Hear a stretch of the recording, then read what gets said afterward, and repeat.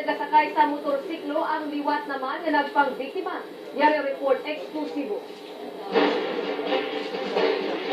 Nagtuyo pa kung taling na magbasong si Manong Flority Sororia, 45 anyos sa dinapatihan. Ang ilan nga snatcher na nag-ooperate sa syudad. Istilo si Liam Wong magsakay sa motorsiklo kalkiboto ng iya target biktima hon, gikan sa likod.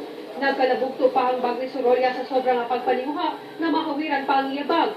Nagkalabugto ang bago kay ginawiran ko pang muti. Sa sobra ko ngawin ng kalauton. Nakuha niya kay nagadalagan ng motoryo.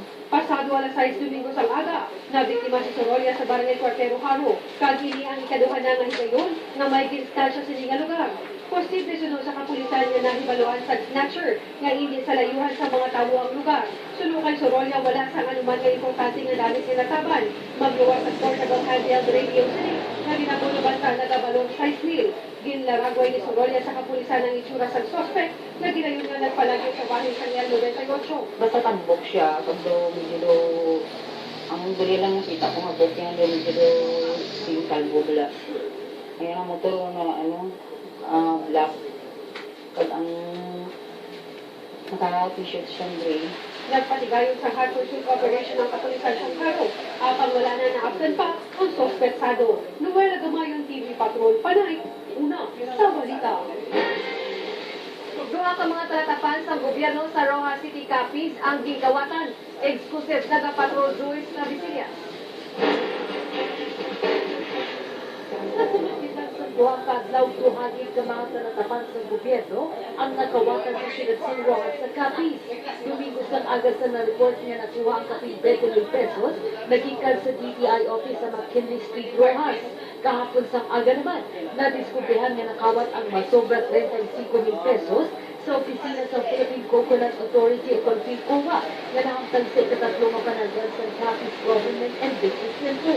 Ginala daw sa Rojas City PNP nga posible isa lang ka grupo sa mga kawatan ang nagsiga sa mga nasambit ng mga opisina. Makikita nga po namin may similarity sa ginawa nila. Baka itong sa COA and yung DTI, mga the same persons kasi sabi ng mga tao sa atin doon na hindi rin ginalaw yung mga belongings nila o items na pwede naman nilang isipin tulad ng mga cellphone o camera. At yung kinuha nila is pera lang po. Sunod kay Superintendent Orlando Corizao, wala sa gwardiya na naka-assign sa DTI kay COA. Naghintay nito sa mga suspect na masako ang mga pulis. Subang na nagapadayo ng 2013 Libra ang So we do advise na yung mga po natin na mabigyan po natin ng security guards. And if not, maganda rin po ipagsabay na natin kung may security guards to include CCTV and alarm system kasi mas marami tayong gamiting panangga sa training mas maganda. Ginapatiyan hindi magbubo sa tatlo ko mga suspect ang nangawat sa mga opisina.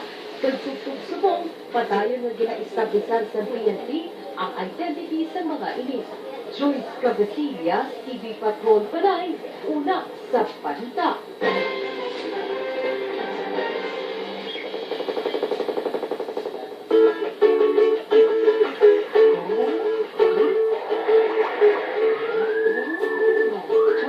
Years na pinupulara-serve ang inyong tahanan ng preskong bango at dahil sa inyo, naging #1 kami sa Pilipinas. Kaya sa aming birthday, gusto namin magpasalamat sa inyo. I-blow out namin kayo sa Fiesta ng Sorpresa. Fiesta ng Sorpresa, ang birthday blowout ng surf.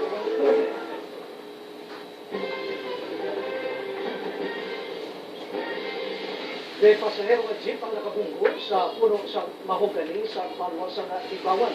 Kesa sa isang mga pasahero ang nasamaran. Nagapatron Joyce Cabecillas. Hindi rin mapuslan ang naunahan na bahin sa sininga de pasahero ng jeep na nagabiyahin Yagaw. Nakabunggoy ni sa puno sa mahogani sa barangay at Tapayan Ibawan. Pasado ang nauna sinigil na hapon. Ang 16 sa mga pasahero ang pinapangdala sa Gimbal District Hospital. Minor na mga pilas ang naangkod sa mga ili.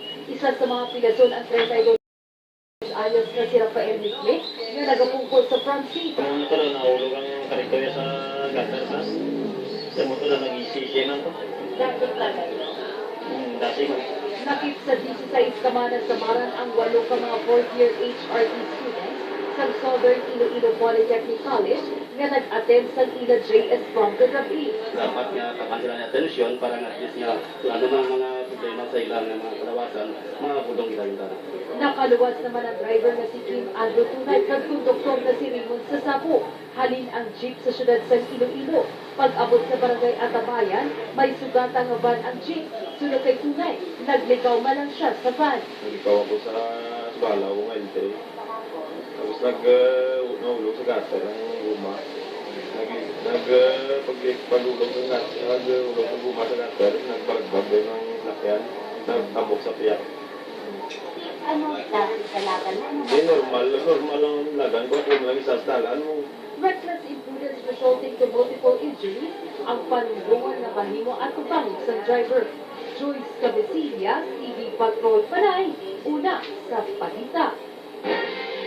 Apat ka mga motorsiklo ang ginitugyan sa Campo Delgado para sa kampanya sa kapulisan kontra kapatulto. Hindi ang apat ka mga 200cc motorcycles na ginhatag sa National Headquarters ng PNP para sa Campo Delgado bilang unang suporta sa mobilisasyon sa kapulisan sa kampanya kontra Quebec sa Western Tatlo sa mga motorsiklo ang magkakadto sa Iloilo Provincial Police Office samtang isa diri ang igatugyan sa Iloilo City Police Office sa pagpulik sa pwersa sa mga motorcycle anti-street crimes operatives sa ilabi pa nga may problema sa karon sa motorcycle riding snatcher.